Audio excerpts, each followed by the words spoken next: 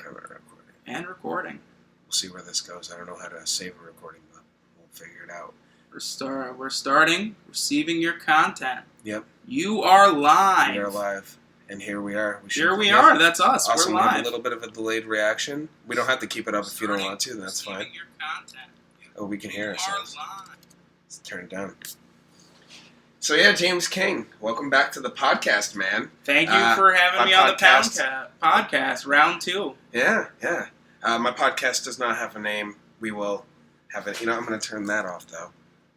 We're watching ourselves at least 4 minutes delayed, so that's always fun. Yeah, that's a little creepy. Yeah. I don't like the way I look. It's too bad that I have to stare at That's good for people with short-term memory loss. You don't know what you did a minute ago. Well, there it is on a delayed screen. So, man, a lot has happened since the last time you came through. The last podcast we had got deleted, so I might recap a little bit. Yeah, we had a deleted podcast. It happens. It's a problem with technology. Sometimes, you live by the sword, you die by the sword. Yeah, it happens, and I mean, there's no guarantee that this is even going to stick around. But unless we get thousands of dollars worth of donations, which are accepted at all times. So, absolutely, I'd never be afraid or ashamed to drop $1. We don't even have a link for that shit. We're just making it up. Absolutely. Don't actually give us your money. You work hard. So yeah, man, you've been doing shows since the last time we talked. You, I believe. You did the Funny Bone show. James King is a comedian. I should make that very clear. He's been doing comedy for about, is this the 4th year? Are we on 4 or are we still on 3? I just passed 4 years. Okay, I had my 4-year anniversary was on 4/20. It's an interesting date. I don't know why. But yeah, I've been doing stand-up comedy for a little over 4 years now, which is exciting. Absolutely. Love stand-up. Love doing stand-up, love watching stand-up, love being around stand-up. Comedians are great. So yeah, the last couple months in comedy have been quite the whirlwind, though. Cool. So let's jump right into that. What was your, in your opinion, what was your best show? My best show? In your opinion. In my opinion. I mean, that could change later on, but... I think that the best show I've ever done. I hosted at the Funny Bone back in February for Ben Bailey, and the 7 o'clock show was so good. I had such a good set. It was amazing. It was just a super packed crowd, and they were just loving it. They were just eating it up. It was great. That was a really fun set. I did 20 minutes in Del Mar. At the Twisted Vine, which was a lot of fun. I love longer sets, so anytime I can go up there and talk for a long period of time, I really enjoy. That was a fun set, and just those are probably the ones that stand out in my head when I think of what were some of your really good sets that you've had recently? Very cool. How long was your set at the Twisted Vine? Twisted Vine, I did 20. Oh, nice. 20 minutes. Maybe. Wow. I think I ended up going about 22. Oh, cool, man. So, and that went well? Yeah, no, it went really well. It was a fun crowd. I got to follow another local comedian, Nell Shanahan. She went right before me. And she's someone that's, I think, is really good to follow because she has a really good energy, so being able to go up after that. Sure. Sometimes you're, it's about what crowd you're walking into, and I knew that crowd was good. So it was I was ready. It was a fun show. Yeah.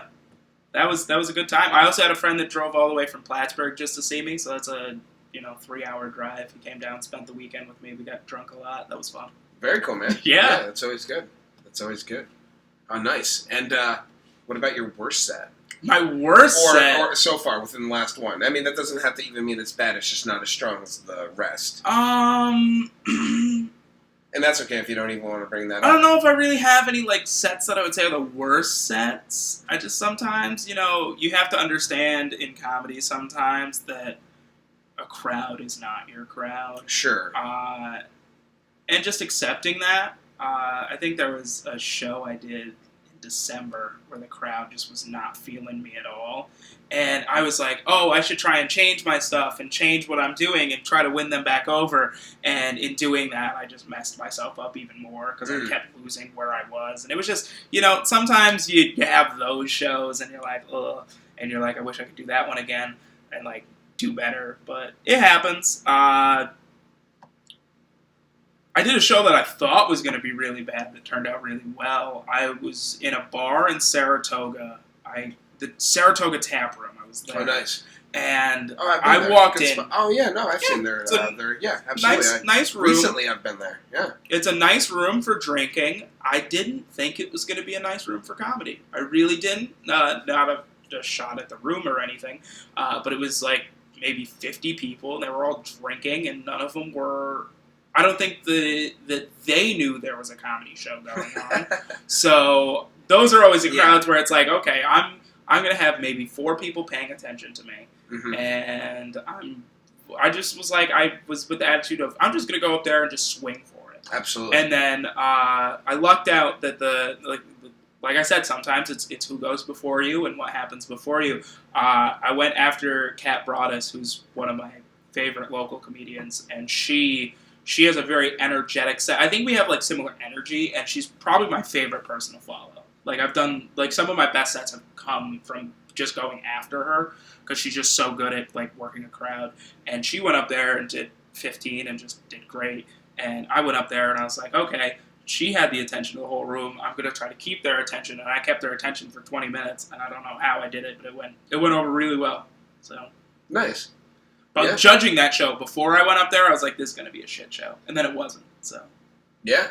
That's cool. Credit to everyone who was at the Saratoga Tap Room in January, having a good time, laughing at some jokes.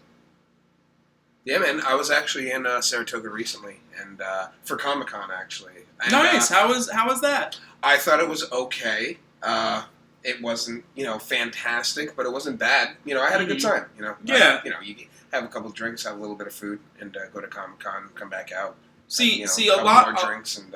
A lot of comedians are also into stuff like Comic-Con and stuff like that. Like, I feel like,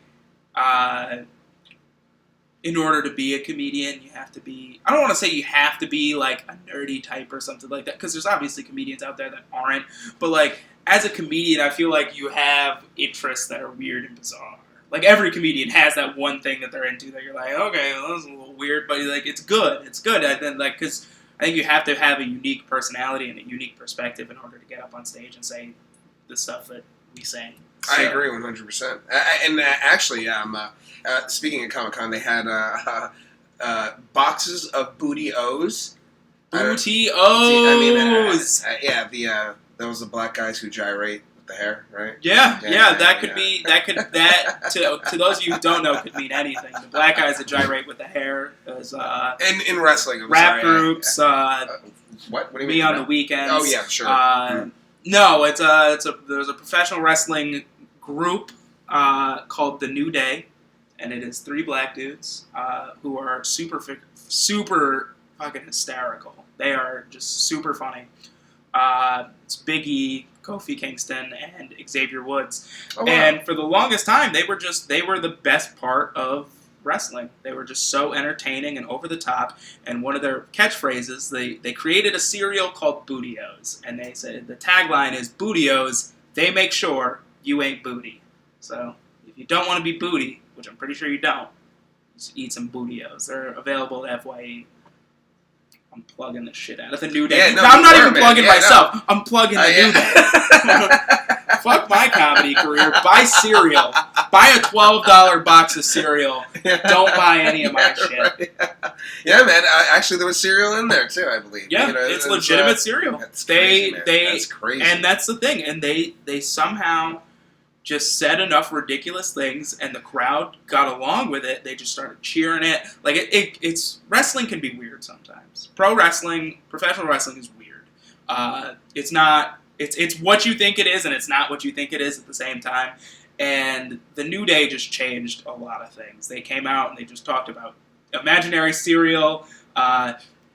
Xavier Woods is playing a trombone, which he has named Francesca 2. because the first one was destroyed. I believe Chris Jericho broke the first one. So he has a second trombone. It's Francesca 2. And they just go out and they win. And they did something really cool in wrestling history. They are the longest reigning tag team champions in the history of the WWE. Seriously? Wow. Yeah. They held the titles for over 400 days. They beat Demolition's record from the late 80s, early 90s. Wow. Yeah. That was a record that most wrestling fans thought they would never see broken. Huh? Really? I mean, I imagine it was a creeper when it happened, right? I mean, were people actually counting down the days or not? Or it was once it got to a certain point, I think the smarter fans who just like don't follow just the storyline, they're very much invested in wrestling itself. They realize like, hey, we're getting close to this, and it's like the WWE might pull the trigger on this, and then they did. And then they lost the titles, I want to say maybe last October. They lost the titles to Cesaro and Sheamus. And then the titles have since moved a couple of times. But the New Day were a constant in the tag division. So. Oh, man. So how long after they hit the record did they lose it? Was it immediately after, or was it maybe like a month? Maybe like a month after. It was kind of soon after. Usually, I feel like the WWE does that with records a lot. Sure. They let you just barely beat the record. Because that recently happened with Nikki Bella. She held she beat AJ Lee's record of longest reigning Divas champion, and then she lost the title to Charlotte. I want to say 8 days later. So she has the record by like 8 days. Which was more of the WWE being mad at AJ Lee for leaving the company, so they wanted someone to beat her record, but because sometimes wrestling is shady. Yeah. If you're married to CM Punk and he has you have a lawsuit against him, you might see some records taken away. Yeah, that'll do it. That'll do it. That'll do it. Give him the old jab through his wife. Yeah. I actually didn't even know for some. I don't follow as close as you do, but I didn't even know CM Punk or his wife was still in the organization. She was. Oh, she's not anymore. She left. Okay. She left. Okay. She left shortly after he did, maybe about a year and a half. Oh, okay. But maybe. Some time she stayed around. Some time she stayed. Jeez. She stayed. She unfortunately was a product of right now the big thing in wrestling, especially in Chicago. But the big thing in wrestling is when a segment is going on that people don't care about, or if Triple H or Stephanie McMahon are on the screen, the entire crowd is going to start chanting CM Punk. Really? Yeah, the crowd still chants CM Punk. It happens especially in Chicago because CM Punk is from Chicago. Okay. Chicago fans are somewhere else from Milwaukee. What? Wait, yeah. No, he's from Chicago. Wait, he trains him. Sorry, he trains. Sorry, yeah, I think he does the drive. Yeah. CM Punk's driven. He trains with a guy named Duke Rufus, who's believe he's out of Milwaukee, and that's where he's been doing MMA. I'm really into the MMA thing for those who are jumping out or whatever. Didn't know me previous, but yeah. Sorry, Ted.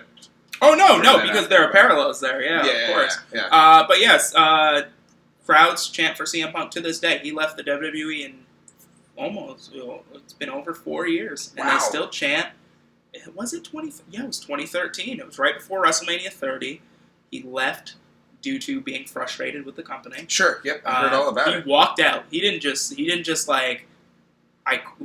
walked out. He came into Monday Night Raw, pulled Vince McMahon and Triple H into an office, went off on them, and then left. Absolutely. So, and he has not been back since. Funny enough, he's actually been back to the same arena he walked down on them in when he fought in the UFC. Yeah, his UFC fight. So he walked right into the office. He was like, I took them right into this back room over here, and I had the conversation. Yeah, I think he fared better in the walkout than he did in the UFC fight. But for sure. Although they keep him around, he's still training, man. I believe they're going to book him on a fight. He had people calling him out all over the place. Yeah, people are calling him out. He's just called out. He just got called out on MTV. Really? Yeah, he's on an MTV.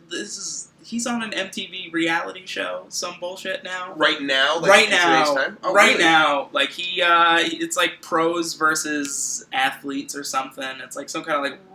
I don't want to say real world, but it's like something like that with like reality. Challenges. It's like some kind of like challenge thing, and he's on it, and some guy that's like a reality TV star like got in his face and was like making fun of him for losing the UFC fight, and it's like he's still CM Punk. Yeah, like, I mean, but don't forget. Yeah, no, I mean, even that aside, I don't know if you're saying that in a classic, legendary CM Punk kind of way, but I mean, even current CM Punk, if you weren't afraid of him before he started training, be afraid of him now. I mean, he has some good skills. I promise you, he has a nice head kick.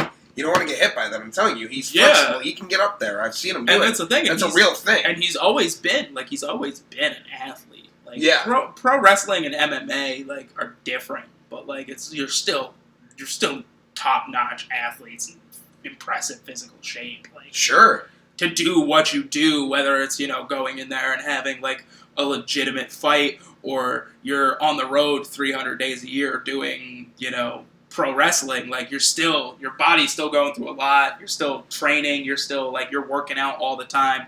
It's different. I mean, it's different. Like, I mean, for Punk is small for a pro wrestling guy, but even to go to MMA, he shed a lot of weight to do it. Oh, so. Sure. No, and he looked good. I mean, he looked like an MMA lean, fighter. Dude, he looked like an MMA fighter. I think the problem with Punk in MMA is the fact that I think he's older. And I think that's might slow him down a little bit. If he's going out there fighting guys that are 24 and he's in his 30s. Well, I mean, that was just a bad matchup. There are better matchups to be had. I promise you that was a bad matchup. And his you know more than I do. So. Oh, for sure. It was just You think he wins his next fight? Ooh. I hear he's a beast in the gym, and I hear he really puts it in. He comes in every day, normal schedule, and that's who Punk puts is. it in. But that's who Punk's been forever, because even before he got signed to the WWE in 2006, but before that, he's wrestling all across the country, basically, for small indie promotions. Sure, man. He's wrestling. He was a teenager. I saw a picture of him as a teenager, like back in the day, like just floating around the underground, saying, was he even CM Punk back then? He was CM Punk back then. Oh, okay, cool. The thing is, he was a kid though. He was a young man. Yeah, he wrestled for Ring of Honor, which is an indie promotion based in the Midwest, and they probably like I'd argue now the second biggest wrestling company in the United States. But they just he would work shows. He'd wrestle in gymnasiums in front of 40 people, or he'd wrestle. Sometimes he'd wrestle in front of a couple hundred. But he legitimately loved wrestling. This is what he wanted to do. So he did it, for 5-6 years before the WWE even signed him. So that's a product of him working hard. Yeah, man. I mean, with the whole I give respect to him on the clean level. He's 100% straight edge. Yeah, he's straight edge. He has no drugs, no alcohol, and completely clean. Completely obviously clean. Straight edge. He has drug-free tattooed on his knuckles. Yeah, good for him. That's rough, legit. Man. He's legit. Being a guy who travels on the road, 300 days of the year. I mean, that's rough, with man. Pro wrestling. Without even a bottle by your side, dude. That's rough, because I'd have a couple drinks. Yeah, and most guys do. Yeah. I mean, and that's that's not not here to pass judgment on anyone. That's what most guys do. But that wasn't Punk. That wasn't what he wanted to do.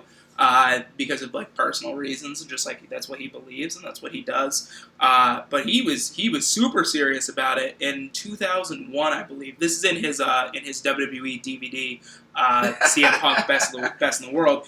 Go pick it up at a local Target near you. You can watch it on order on Amazon with the code PUNK Punk. You can actually watch it on the WWE Network, which costs $9.99 a month. Oh, I mean, look at you. You're just working for him. But I also own it on DVD. I own it on DVD. But he talks about when he was on the indie scene, fracturing his skull. Jeez. Which is, that sounds painful. And he went to the doctor, and the doctor was like, we're prescribing you XYZ. And he goes, I'm straight edge. I'm not taking those drugs. Sure. And he didn't take any drugs for a fractured skull. Wow. And that blows my mind. And he said he didn't do it for 2 reasons. He said, number 1, because I'm straight edge. And number 2, because I'm an indie wrestler. I can't afford those drugs. And I'm like, that's fair, because these guys, you're wrestling for $20 and a hot dog, so. Oh, man. Why don't you do wrestling? Why don't you get You see these arms? I mean, No? No. Yeah, not even a thought? Nothing? No. Not even kind of? Never? Third grade James loved that idea. I was like, I'm going to be a pro wrestler. What was your name? I didn't have a name. No? I knew that my finisher would be called Death by Chocolate, though. The condom king. The condom king. You caught me. I keep I get that's we bust each other. I legitimately this might be too much, but I wanted my finisher to be a power bomb. So you lift someone up, so like their legs are on my shoulders and their head is like above my head. Sure, yeah. And then I would flip them over into a pile driver. Okay. So I would drive their head directly into the ground. That is incredibly dangerous, and no wrestler would ever do that. There's a reason that's no one's finisher. I don't know what. Well, I was in third grade. That's why I thought it was an acceptable thing. That would never happen in any wrestling promotion. I say that now, but there's someone in fucking JCW doing it, probably. That's Juggalo Championship Wrestling, if you were curious. Dude, I mean, no, I mean... Because ICP have to ruin everything. I mean, they are what they are. They're their own little... Yeah, no, I don't just... I'm not... Yeah, whatever, funny enough, I had a finisher. I was Fizz. I often thought about even calling this, like, the Fizzical with Mike Breedice or whatever. Still trying to keep my old backyard wrestling name still a thing. I have my own wrestling shirt, but my finisher was it was like a double arm twisting neck breaker, and you let go of one arm to come up with a stunner on the fall. It was like something kind of. It sounds interesting. Yeah, I mean, whatever. And, I had, I could move well, so I could react to moves well, and really, I could sell. I could sell. He could sell. Yeah, I could sell. But Fizz was the name. Fizz, I like it. That sounds like the name of a good brother to me. Couple good brothers out here. Just a couple good brothers talking about some wrestling. Oh man. So you're getting ready to get out of here, dude. I'm getting ready to leave the Albany area, which is exciting, and I'm super excited for the next chapter of my life and my comedy career. Moving to Long Island in July, and then just it's exciting because it's I get to jump into a new comedy market. I get to do different things, and I get to go to different venues and check out different clubs and get to do new things. But at the same time, I'm jumping into a new scene, so I'm starting over. So it's establishing myself again, showing that hey, I can do X, Y, Z. Because that's so much of what you're doing is just showing like, hey, I can do this. You can't get that from a conversation. I got to go up and show them that I can do X, Y, Z, and then hopefully they go, yep, he's good, and then they pay me to do it next time. Yeah, no, absolutely, man. No, that's good stuff. Mm-hmm. That's good stuff. Oh man, have you found any venues yet around the Long Island area? Yeah, I've been looking at a couple clubs. Gonna send some videos in the next coming days, send a couple videos out and just be like, hey, gonna be moving to the area, do with this what you want. Sure. Yeah, man. And that's gonna be your is that gonna be your main job, or do you have another gig? I work for an electricity company, and I'm doing that down there as well. Oh, nice. So yeah, man. When you have a lucky girlfriend who you had proposed to. You planned on getting married at some point. We don't need to. When would that be happening? It is a year from this weekend, Memorial Day weekend, 2018. Oh my God! Wow. Yeah, I got a year left of this, ladies. Just kidding. It's too bad. This guy. It's okay. This guy slipped through the fingers. I can say that on this podcast. My fiance doesn't watch it. I guess you're lucky in that sense. You could just talk all the trash you want, really. Yeah, no, I'm not going to do that. You probably should. No, it's not a good idea. It's not a good idea. In case she happens to, or even, just... Oh, she's not going to watch. Someone will tell her about it. Yeah, I'm sure. Absolutely. Yo, you hear James is talking shit? And she'd be like, really? I'm not surprised.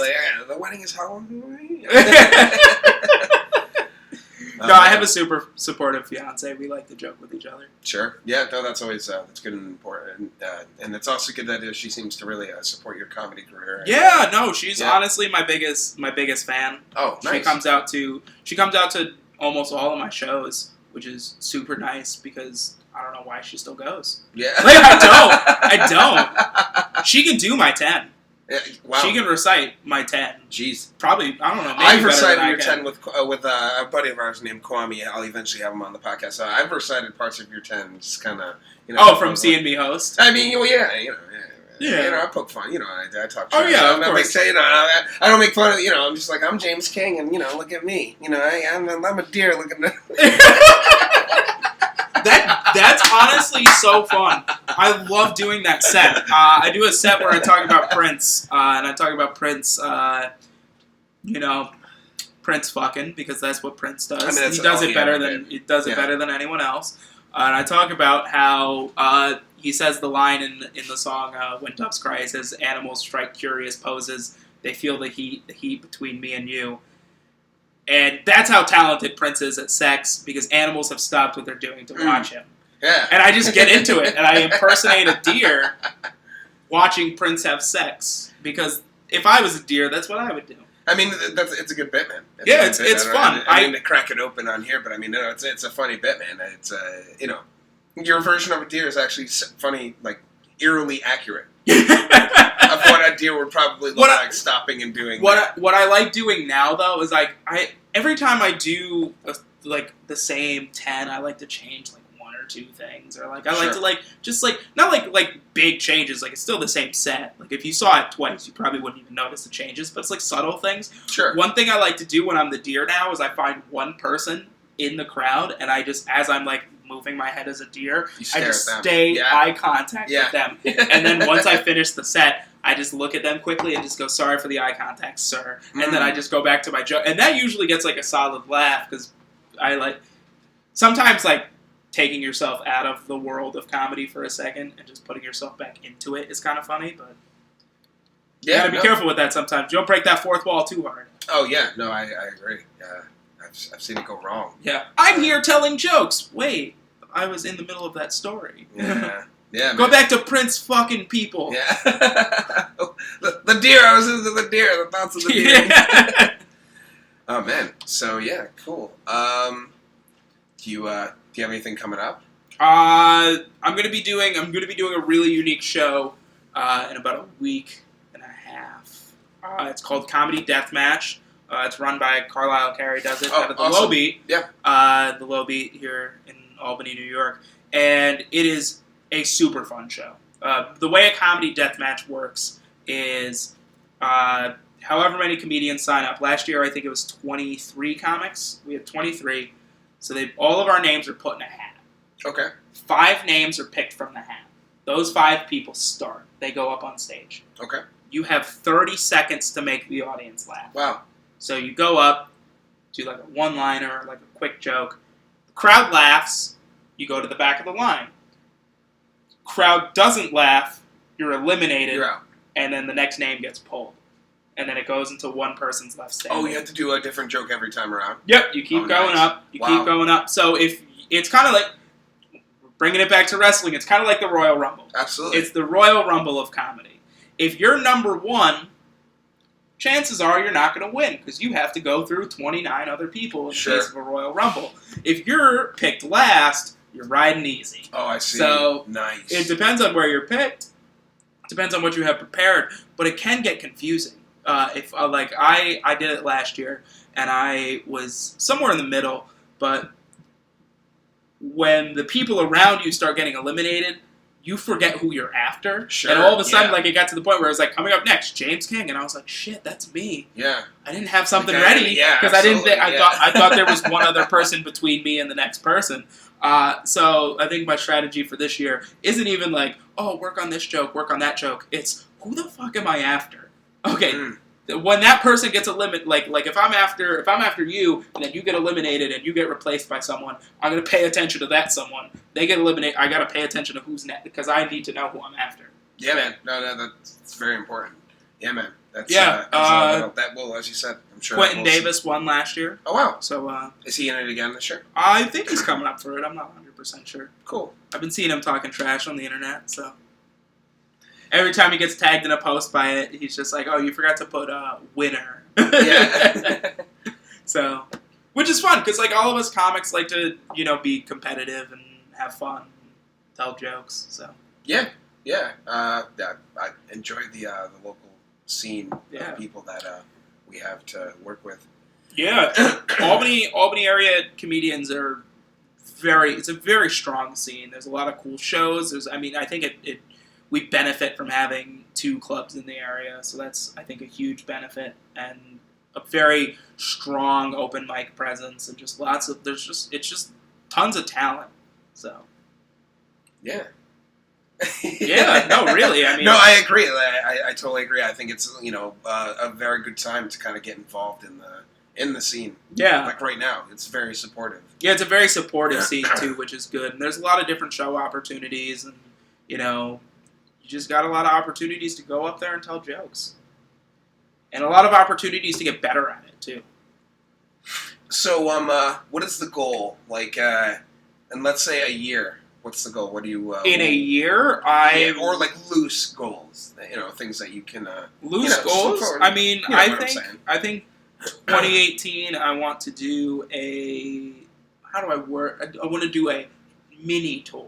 Like, I want to hit like a couple places in the span of a month. Like, I want to maybe come up to Albany, do a couple shows, go to Boston, do a couple shows, go to like Connecticut, Delaware, and loop back to the city and do a couple shows. Like, just like a tiny northeast loop. Like, I'm not like let me drop a bunch of money to fly to XYZ, but I think 2018 is the first like tiny tour. So kind of just like starting to do things like that and go. Maybe not even that. Just kind of just like contacting these places and booking. Oh, you by and yourself? just going. I mean. Oh, I see what you're saying. I mean, I'd go with other people if other people were going to do it. Like. No, I just okay. Yeah, I mean, or the James King tour. I see what you mean. Yeah, the I Got Drunk in Your City tour. Yeah. Because that's what would happen after the show. Of course. Yeah, I would. You know me.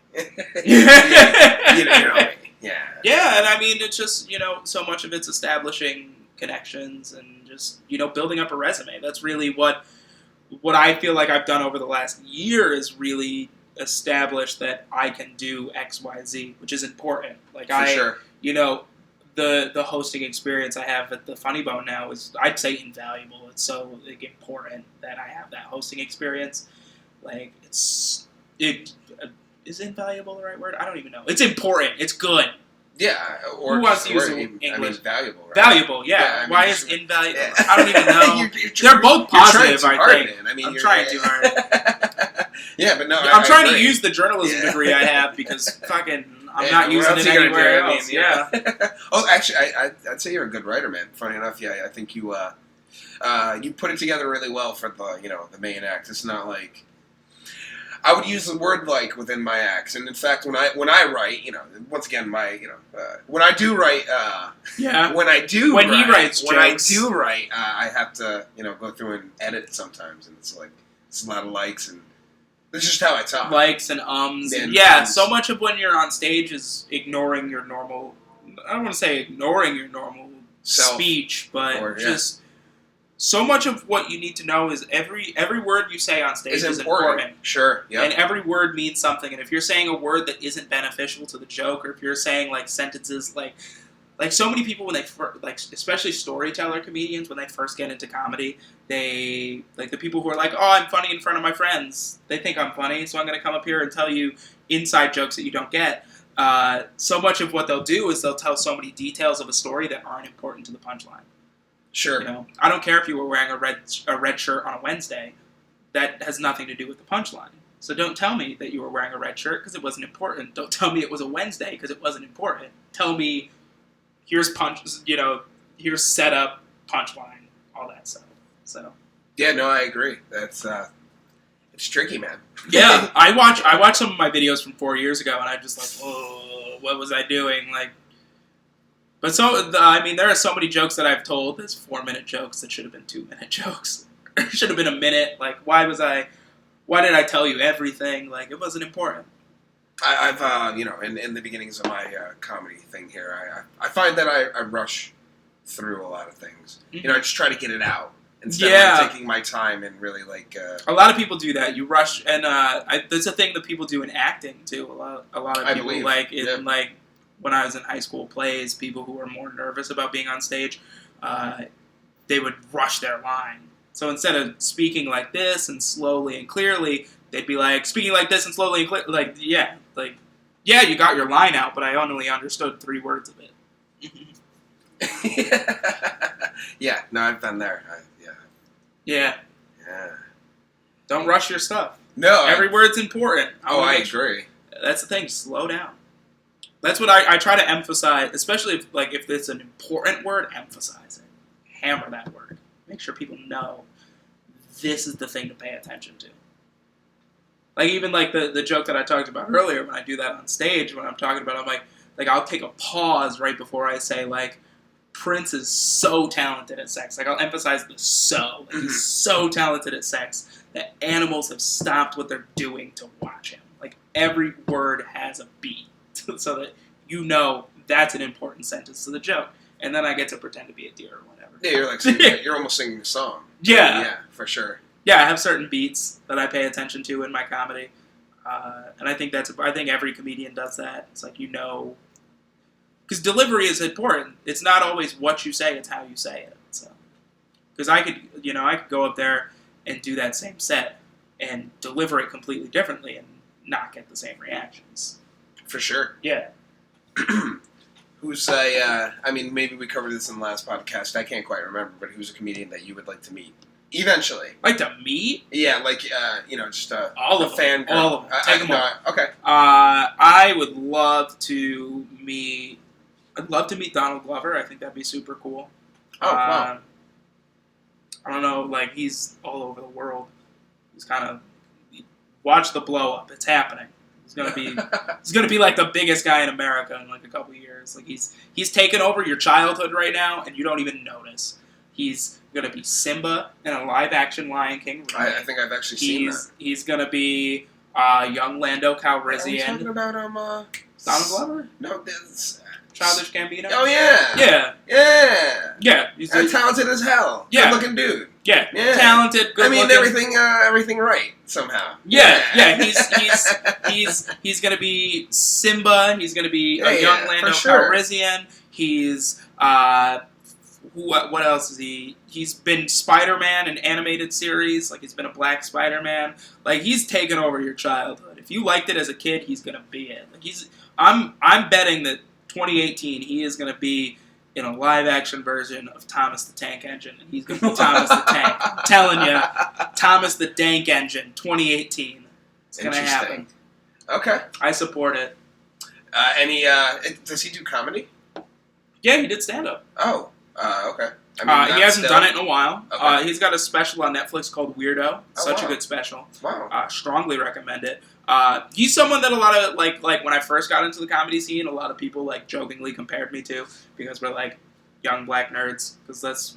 I get that with Ron Funches all the time. I get that with Reggie Watts, which makes no sense to me. But I mean, I can see why people would say that, but the comedy style is not similar. Yeah, all of those are stylistically different. Yeah, for sure. But that's the thing, is, like, as a... I mean, with a black dude with an afro, I mean... Black dude with an afro, that's it. Like, I mean, that's the thing, and, like, there are certain, like, the same way that right now, every woman comic is compared to Amy Schumer. Oh, of course. Once you get to a point where you're here, like, everyone under your sub thing is going to be compared to you. But I don't compare every white comic to George Carlin, because you can't. Yeah, absolutely not. I mean, well, there's a bunch of other white comics to compare. Yeah, well, I mean, it's also a majority, so... Yeah, that's gotta be... I'm just gonna go up to someone that's nothing like Carlin and be like, "You remind me of George Carlin." Yeah. Oh, what was it? Your complexion. Tell Mike Blackson, be like, "You remind me of Carlin." No. The day someone compares my comedy to Michael Blackson's, that'd be hilarious. Just because we're black, that's it. So Earthquake is coming to our club. Are you going to be there for that? What day is that? I can't quite remember. Is it in June? I'd have to actually look it up if you want me to. I mean, actually. I actually don't know a lot of his stuff. I hear he's kind of he's good. I hear is he the guy who's called Earthquake because he apparently I don't know the. I don't know it's because you keep hitting the one extra, so you're already starting on one. Oh, I see what you're saying. Thanks, dude. Now go. Oh, I don't have one of these. This is actually the first time I'm using this thing. I taught him how to use an iPad. And you want to think you're whiter than me? Get out of here. We're having a white off. Although maybe that is a white thing. Is that a white thing? I don't know. What am I looking up? I can tell you, it's not an Indian thing. You're looking up the Funny Bone schedule for when earthquakes. Oh yeah. So Safari. Sorry to slow it down. Oh no, it's totally okay. I know the millions and millions watching at home. Actually, let me see. Oh no! Oh, wow! Look at this, dude. What? Oh man, we've been going. Yeah, we've been going. We had a high of 2 people. Seriously? Oh, that's fantastic, dude. Wow. Yeah. That's cool, man. Thanks, Mom. Yeah, I know, right? Yeah. One more time. I'm following The Funny Bone schedule. You were asking me about Earthquake. I don't know a lot of his stuff. Why don't you go to the next WrestleMania or whatever? Last night I talked about possibly going to SummerSlam because that's going to be in August and it's going to be in Brooklyn and I'm going to be on Long Island but I don't know if my heart can take it. Whew. I mean, that's a tremendous event for you. Is that what you're saying? Yeah, SummerSlam last year was, as an MMA guy, I think you would like this. SummerSlam last year had the most bizarre, weird ending. It was Brock Lesnar versus Randy Orton, and Brock Lesnar just started elbowing Randy Orton in the head until his head split open. Oh, he cut him open. Yeah, I know. I did see that. No, he didn't cut him. He busted him open. Like there was no cut. That was all. That was all blunt force. Thought Randy Orton was gonna die. I couldn't watch that live. Just kidding. I would totally watch that live. I'm actually having a hard time finding him right now. He's not on the... Oh, no. June 9th. So. June 9th. That's in 2 weeks. I'll be there. Oh, cool. Yeah. I think I'm just going to be there on the 9th, but I'll be there. I actually look forward to Tom Arnold coming. And, of course, he's Stanhope. Yeah. Doug Stanhope's coming to the Albany Funny Bone. That's going to be cool. Tom Arnold's my last weekend. Yeah. My last day will be... I also work there. I work at the Funny Bone as a door guy. That's important. I do as well. Yes, it's important to know why. Talking about the schedule of a club. Yeah, and why we're trailing off. We're both door guys. Although he performs. And I don't quite yet, but he doesn't. He doesn't. You keep it out. Actually, tomorrow he shows up late. Yeah, I do. Yeah, black people time. That's how it goes. I'm actually probably going to stop by tomorrow. Lark. Probably going to do a little something. It's coming out to Lark Tavern. Tomorrow I'm going to stop 3 years in a row, the best comedy open mic in the area. For sure, stop by. As voted by the Times Union readers. Interesting story about that. I'm partially responsible for that. Oh, excellent, man. I was an intern at the Times Union, and I worked in the web department, and my supervisor looked at me, and he goes, hey, we're doing our best of. What are some good categories that we don't have? And I said, best open mic. Nice. Why don't you have that? And they were like, sure, we'll put in best open mic. So that wouldn't be a category if I never said anything. Wow, that's awesome, dude. So Lark Tavern has been voted the best open mic the last 3 years in a row. It's also the only 3 years that they've ever voted it. So we're undisputedly the best open mic in the comedy area, or in the capital region. So... It is actually a good time. I mean, to be fair, if you want to be technical, we tied this year. I think we tied with McGeary's open mic. Really? It was a tie, but it was the same number of votes. It's still first. Yeah, man. And not going to complain about that. It is a good time. Even if you want to just, go.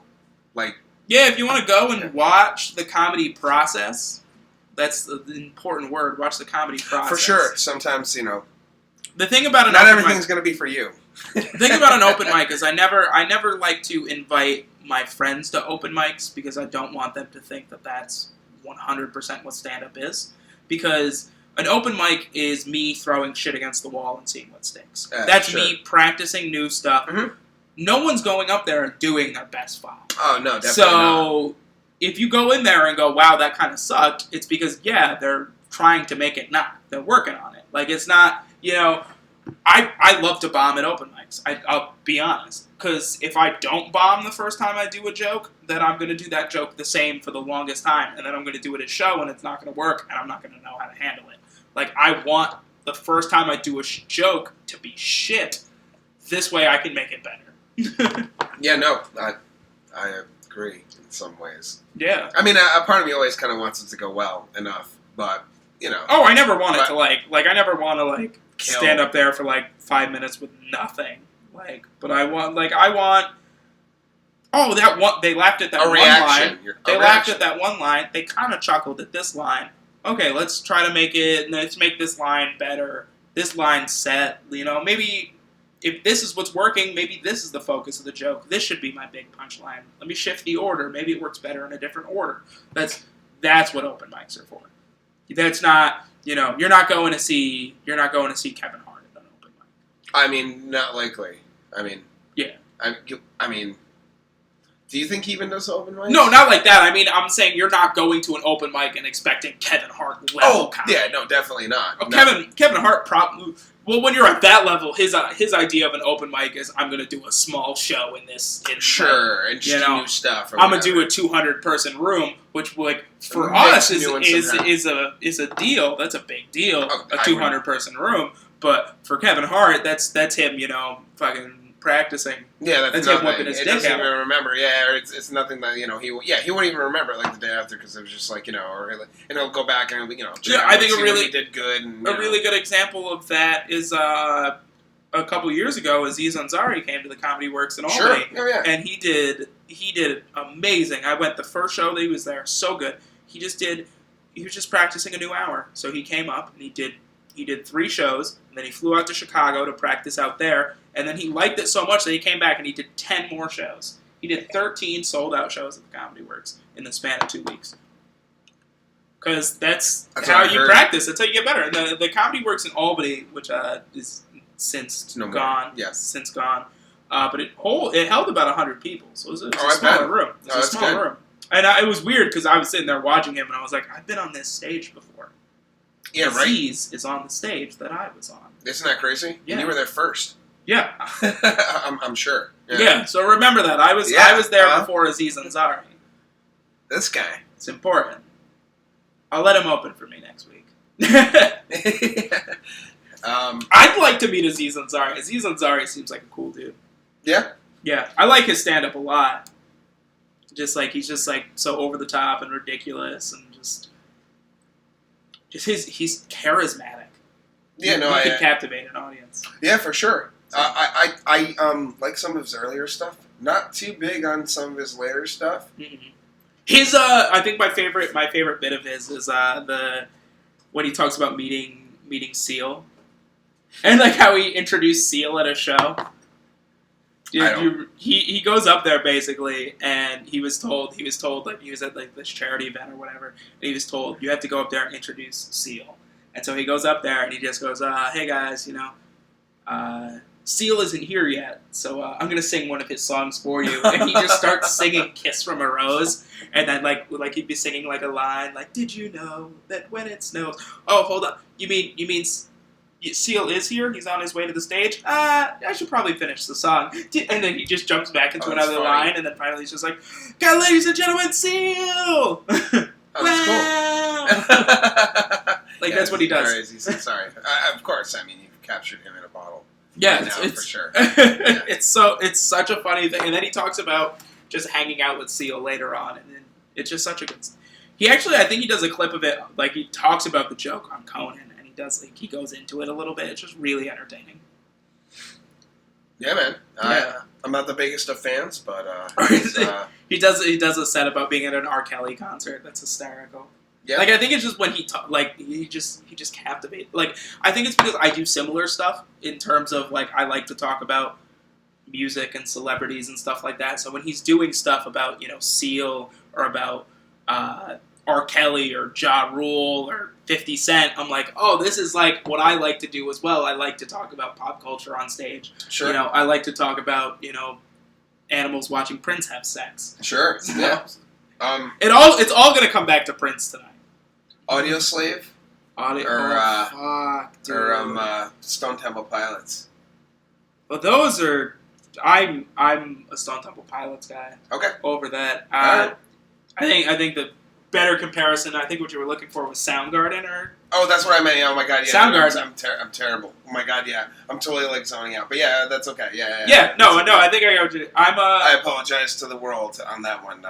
You can just use it and make fun of me later. Yeah. I mean, but like to be honest, I mean, the thing about grunge music was grunge music. All those bands were so connected that throwing in. I just throw for some Stone reason Temple I into the just conversation. Throw Pearl.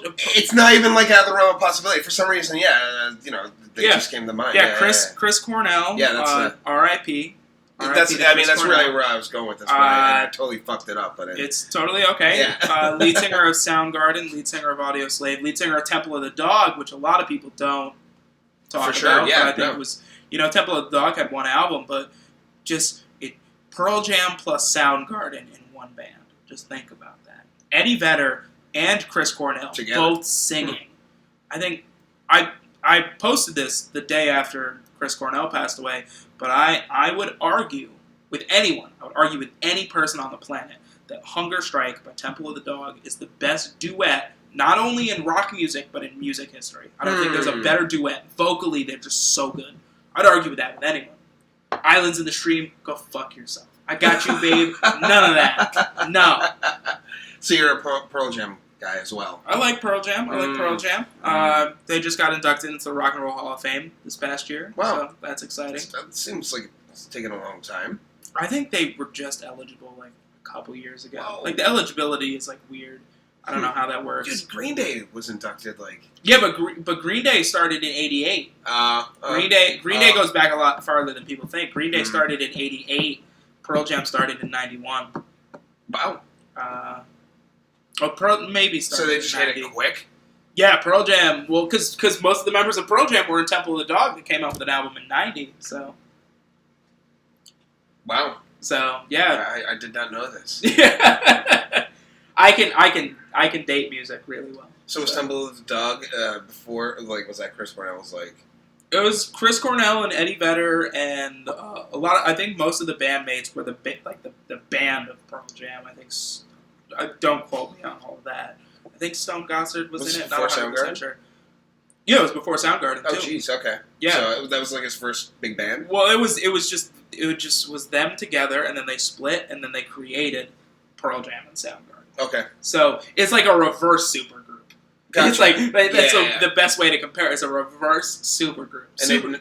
Go ahead. Sorry. For those of you who don't know, supergroups are when bands form of other bands, like other bands combining and making like a supergroup. This was a band that broke up and created two amazing groups. So it's a reverse supergroup, an unsupergroup, if you will, but they were great. Temple of the Dog. They had one album, and it was great. The single off of it was Hunger Strike, which I think is, like I said, best duet ever. I had other singles off it were good. Say Hello to Heaven was a really good song. Have they gotten together since? Occasionally. I watch like videos of Pearl Jam playing, and then they'll just be like, "Oh, we got a guest for you, Chris Cornell," and then they do Hunger Strike every time because I watched that the day he passed, and I was just like, "Oh." Hey man, I liked Audio Slave. I mean, Audio Slave was really good. too. Speaking of supergroups, Audio Slave's a supergroup because that's for sure. That's that's the band the band of Rage Against the Machine plus Chris Cornell is the singer instead of Zach De La Rocha. That was fantastic, man. It was so a beautiful good. combination. Two albums, right? They only had two. I'm not exactly even sure. I mean, that sounds about right. They didn't stay together.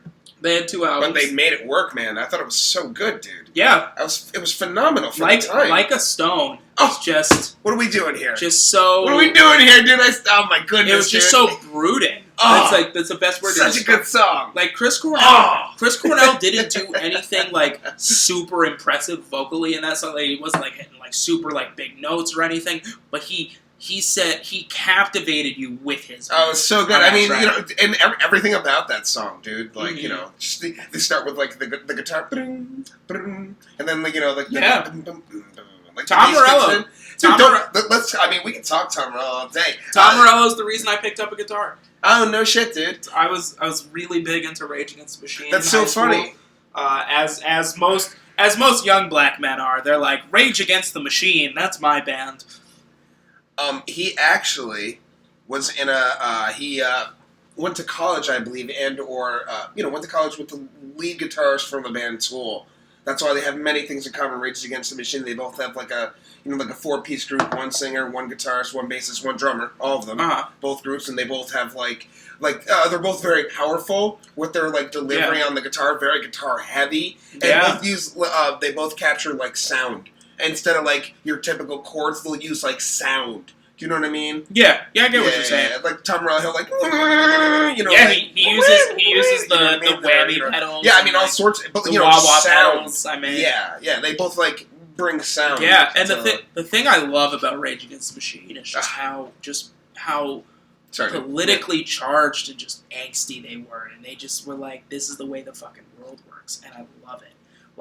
I have a political science degree, so I love political music because I love music, and I like just because so many people say oh, songs today are about nothing and blah blah blah blah blah. There's a lot of songs out there that have some deep messages, and you just gotta dig for it. Rage Against the Machine, you didn't have to dig. They were just fuck, they just were fuck everyone. We really want your family. Yeah, a pocket full of shells. The song "Bulls on Parade," which we just referenced. 10th grade James once wrote an entire. I did a presentation in my English class on that song and how it related to a book that we were reading, because I forget what book it was. It wasn't. It was some kind of book that was talking about politics and stuff like this. It was like a deep one of those ending society books. I can't even remember what it was. It was ridiculous. But I just was here are the 3 themes of the book. Here's how all 3 of them are in the song "Bulls on Parade." That's I did an entire presentation on it because I am a music nerd. I didn't know you were really into. I didn't know you were into Rage. I mean, it doesn't shock me. Oh yeah, no, cool, I do like some Rage Against the Machine. Yeah, no, they were awesome. Yeah. Once again, they went on tour tomorrow. I'd buy tickets. I mean, don't they still?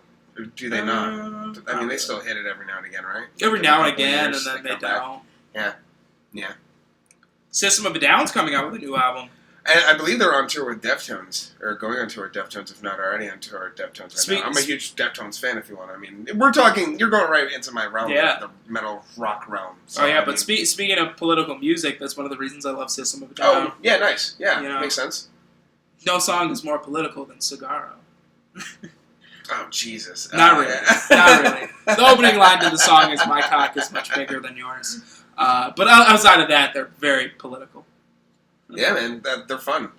Dude, System of a Down. What is it? Toxicity with Deer Dance and all that in it. Yeah, dude, I love that. Was that Needles too? Needle with a I think so. Or with a needle in my hand, waiting for the tune of some old dying man. No. Yeah, I what think about so. Deer Dance? Is that also on there? Is that Toxicity that I'm thinking? I'm not sure if it's on that album or not. We might need to Google. I will. Deer Dance. Sorry to do this. By the way, Adam Jones is the guitarist of Tool. Once again, I mean, if you're in the Rage, you have to like Tool. There's no way that you can't. I'm actually not a big Tool guy. Oh, what is going on here? Yeah, you said a thing and I just... What has happened? I don't think I'm not into Tool because I don't like Tool. I'm not into Tool because every person that I've met that's really big into Tool is a giant dick. Yeah, but maybe what? So this guy loves Tool. You're I think they're the exception right now. You're the exception right now. Toxicity. I just really can't with some people. I'm texting my fiance right now. Oh, that's okay, man. Yeah. No, do you? That's totally letting fine. the people watching know. Oh, yeah. Actually, let me even see. I mean, we can wrap this up soon if you want to. It's up to you. We did just about an hour. I hope to save this at some point. I hope this does save. I think we do it over here. I know I'm doing this live.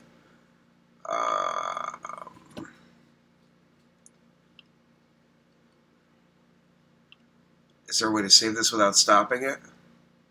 Why don't we save it at the end then? I guess, you make a lot of sense, James. Yeah. You make a lot We of do a 5-minute wrap up. Yeah, no, absolutely.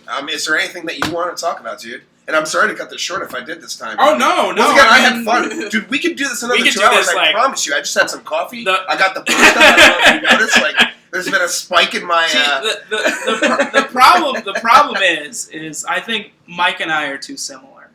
Oh, in for the sure. fact that we have a lot of things in common, so we go on tangents. We don't have to stop doing we this. Don't. You know we what I have. mean? We. If you came here, you were like, I want to hear about comedy. We started talking about wrestling, and we started talking about music, and we were gone. So I think I think it's like we have conversations, and then like our bodies stay here, and our just brains will just leave our head, and we just go into these fucking different dimensions where we talk about shit. I agree. I mean, I was totally... You took the wheel for a while there, man. I gotta be honest. Once again, like, I had this coffee, and it really sprouted me back up. We started getting into the music, and damn, like I said, we could probably do this for a while. I hope to do this again with you sometime soon enough. I mean, you'll be back in town. And, I mean, you know, like, this is only an hour right now. We could hit off an hour anytime you're just back in town. Dude, I'll grab dinner with you. We'll grab some dinner, like, after a show. We'll come back to a podcast. You could spend the night here. You and your girl are welcome or whatever. However you want to do this. Because if I'm ever, you know, coming up for a weekend, you know, I'm going to have, like, if I ever come up just for a weekend, all I have to do are the shows. Sure, yeah. And then I have nothing to do during the day. Yeah, no, I hear you. So I'd have during the day to do whatever. So we can bang one of these out. Sure. Talk about music, wrestling, we will comedy, definitely get back on music, you know, the thing next that we, time. you know, the thing that we do. For sure, yeah. No, and the thing that I want to pay my bills, you know. It'd be cool. It'd be cool for me to do that. You know, I have other outlets and things too that I pursue. Comedy, I would, you know, it would be cool to even go to school, get a degree, and default on comedy. Yeah. Ultimately, that'd be cool. Yeah, no, of course. Like yeah. the thing that's cool about just doing comedy is you just never know. You never know where it's going to take you, and you never know what the next step is. Like I'm just like right now, like for a while it was a hobby. For a while that was it. It was just like, oh, I just do this for fun. And then about a year ago, it clicked that I was like, I need to take this more seriously. Because, like, I can do this as a career. Like, I can.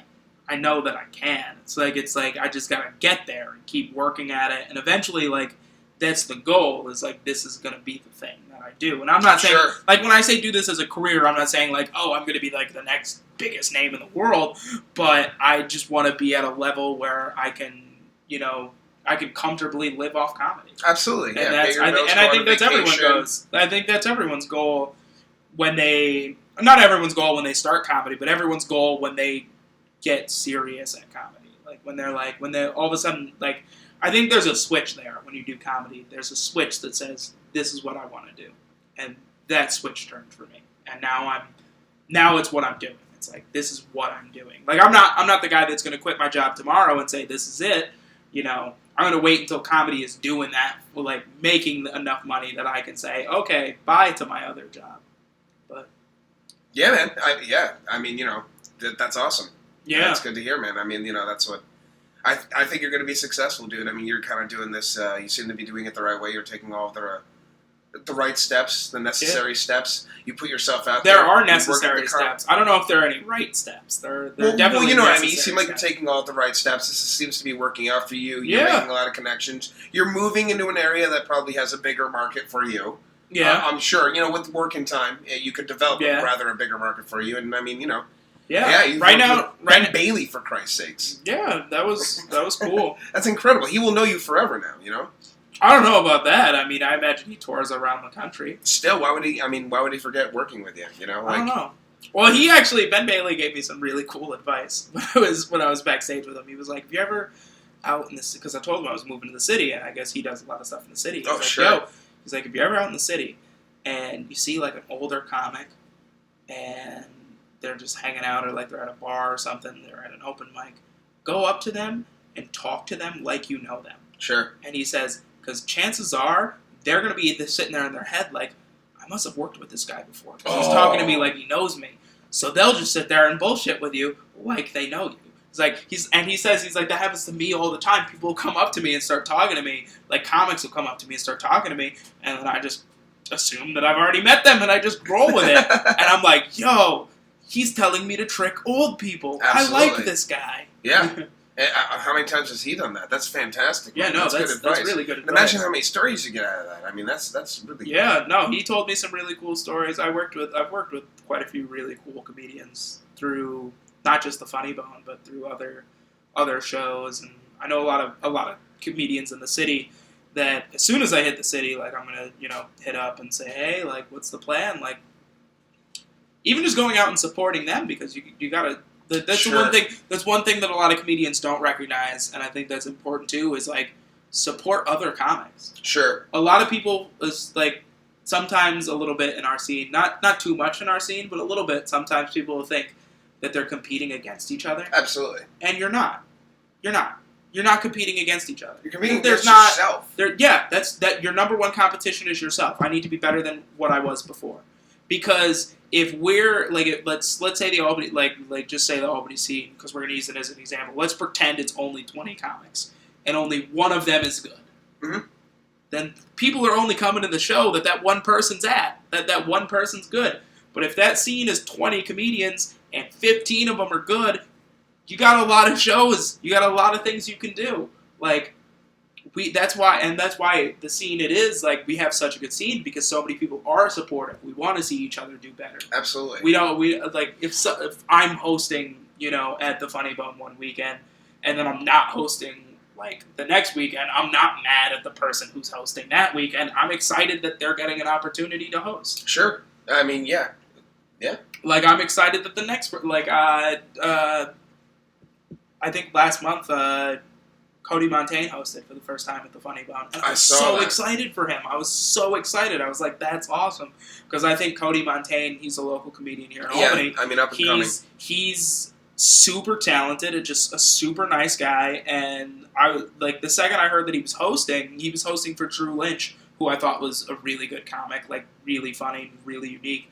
Like I was like, that's amazing. Like I was so happy for him. So anytime like someone in the scene does well, we all do well, because we all benefit from that. Absolutely. Because then we're all on shows with each other. Like we're all bumping shoulders and we're all helping each other out. He actually works at the movie theater on the side. I don't know if you knew that. Yeah, he's working. I hate to blow up his spot, but I saw him at that. I was like, what? Oh, I think man. he actually just left. He talked about it at the open mic. If you showed up, you would know. Yeah, I guess so. Yeah. Well, he's doing better things right now, but still, it was crazy. Yeah, no, he's doing really well. Like, whoa, what are you doing here? Oh, geez, you work at the movie theater? That's awesome, dude. Still, that's not bad. Yeah, it's not a bad gig. Dude, I'm working at the Funny Bone. Jeez, and that's not a bad gig either. But they're both forms of entertainment. Funny enough, I mean, I'm a little bit closer to what he's doing, but still, it's like it's you're still. I don't know. I consider Cody's in the similar. Movies. That's what we're saying. Yeah, I mean, as soon, dude, watch in 10 years, 15 years, he's like a big star. He's like on SNL and all that good stuff. He's super talented dude. Yeah, no, I'm not. And once again, I'm not cutting him short by any any stretch of the imagination. I'm being serious here. I posted a couple days ago that I was moving to Long Island, and my sixth grade science teacher commented on my thing, and he was like, "Hey, two performers just left SNL, just so you know." I'm like, what? Would you write on SNL? Would I write? Yeah. On SNL? Or would you perform? Would you rather perform? I would do either if they wanted me, but I don't think I have the resume or the connections. I'm just saying. I'm just asking. Yeah, if it came to that point, would SNL be? I mean, would you be dumb to not take SNL? What? Would you be dumb to not take SNL? Yeah, I think I would be dumb to say no. Okay. That's a huge opportunity. I think when we had Jay Farrow at the Funny Bone, who used to be on SNL, and he said something that I think is super funny. He said now that I've been on SNL, I'm white famous, and I think that's really funny and really true, and I think that's a goal of black comedians, to be famous with white people. Yeah. Yeah, I mean, I never pumped the racial thing, but I can see why that would be a thing. Yeah, he was on the Flash soon after that. Because, I mean, the thing is because there's, if we want to get into a little bit of a discussion about race, there's so many avenues. There's so many avenues for white entertainment, and there's not a lot of avenues for black entertainment. So the second you have that crossover appeal, you can do things like be on the Flash and stuff like that. Like they're not hiring people from Wild 'N Out to be on. Oh, definitely not. No. Yeah, no. They're not, Yo, Barry Allen. Yo, man. Come on, you run so fast all the time. why don't you stop and, just checking out the breeze? No, I'm saying, just some of the yeah, worst, that's the thing is, like, my worst black impression. we have black people doing black impressions on this show. God. That's a concern. That's a concern. And turn off now. You've gone backwards. Yeah, and I think I like to talk about race a lot on stage because I have a unique perspective on race. So it's always fun. I have to tread lightly. I feel sometimes. That's why I don't. Plus I'm not really good about writing about race. It doesn't really cross my mind all that often in my average or my normal life, rather. Yeah, so it's it crosses my mind often in my average life. So I'm ready to. I feel life is preposterous as it is, without race included. I think this whole scheme, I'm one of these guys.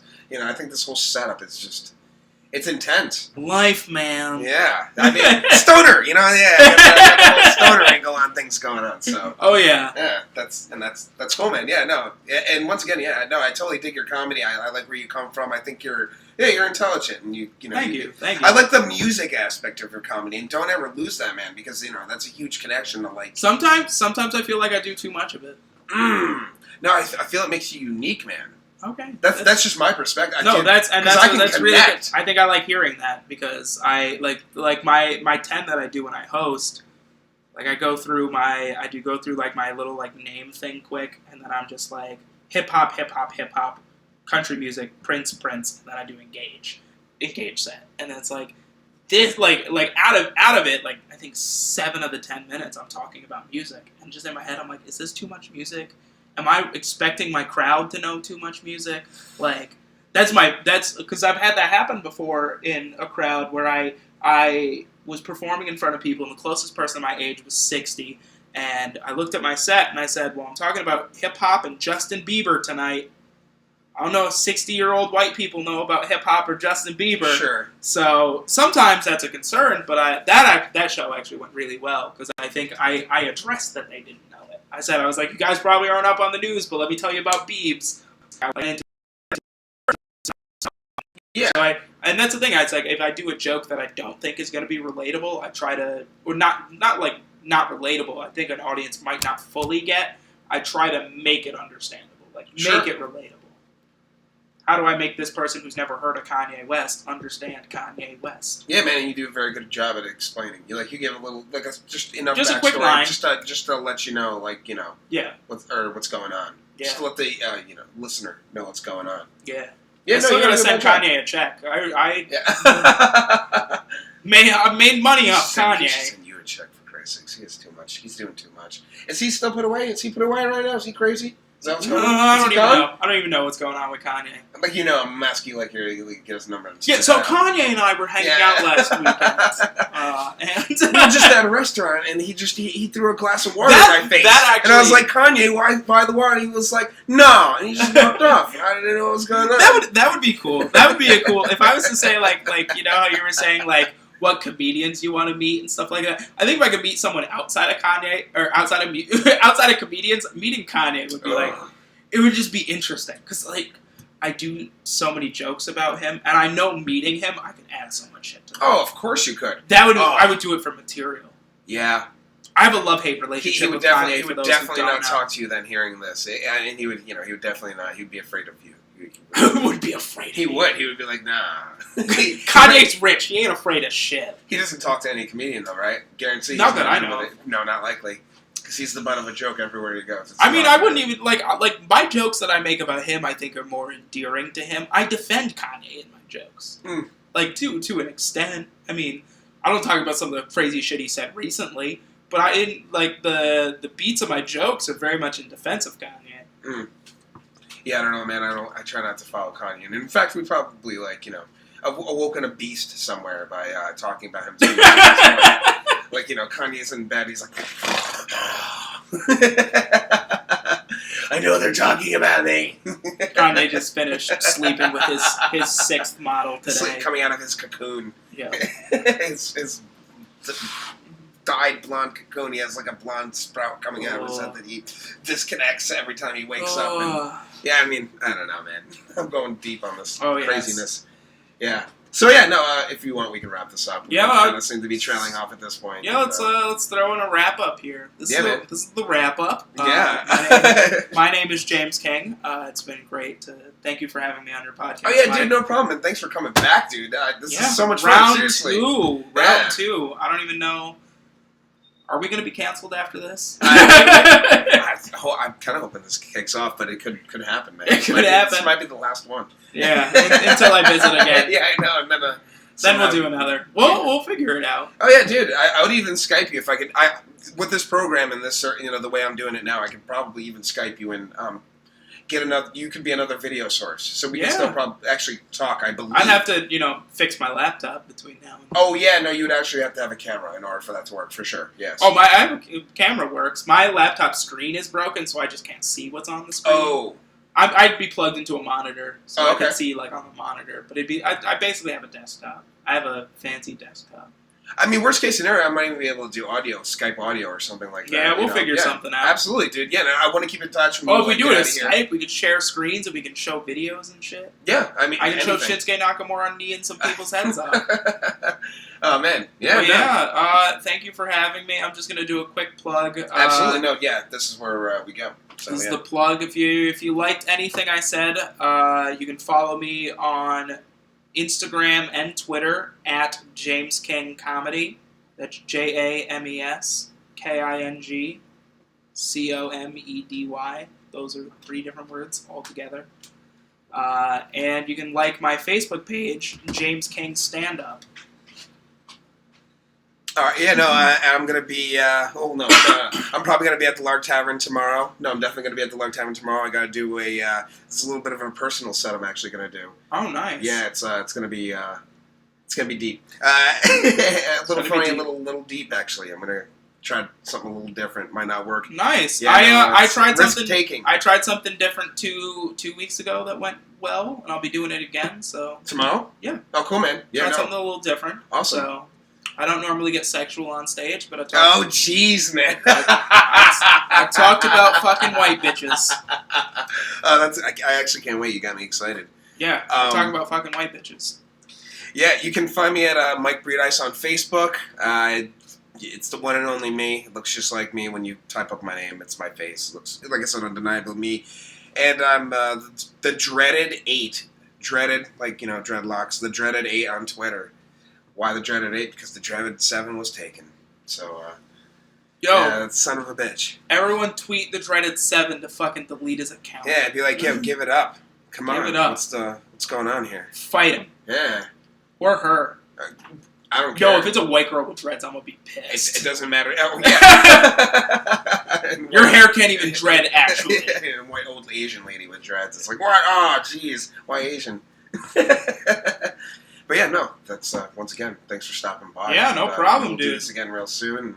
Yeah. Yeah, man. Of course. Let's make it work. Absolutely, dude. So, yeah, we're gonna turn this off now. Yeah. There is the awkward part where it's still recording because we have to hit buttons. So this is me making you feel comfortable as I do that. Yeah, I'm gonna get really close to the screen. I'm gonna save it, right? Yeah, we're gonna save it first so we have it forever. James King 1.